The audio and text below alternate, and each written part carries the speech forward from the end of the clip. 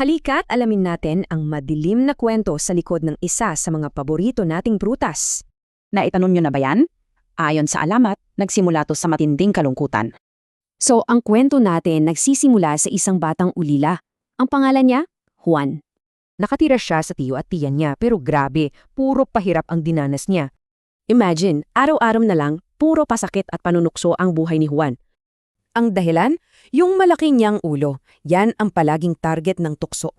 Ang tawag sa kanya ng ibang bata para asarin siya ay Pak Juan.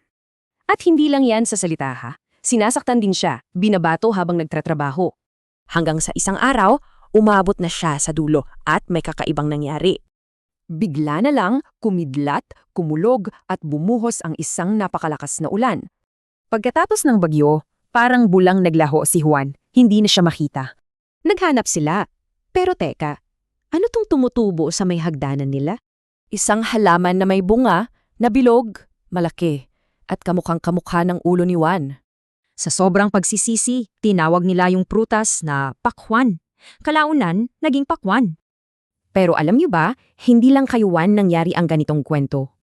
Actually, karaniwan yang tema sa mga alamat natin, yung taong nagiging halaman.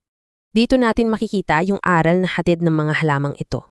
Gaya ng sapin niya dahil sa katamaran, o sanyog dahil sa pagmamahal. Lahat may aral. Kinokonekta ng mga alamat na to ang kalikasan sa ugali at emosyon nating mga tao.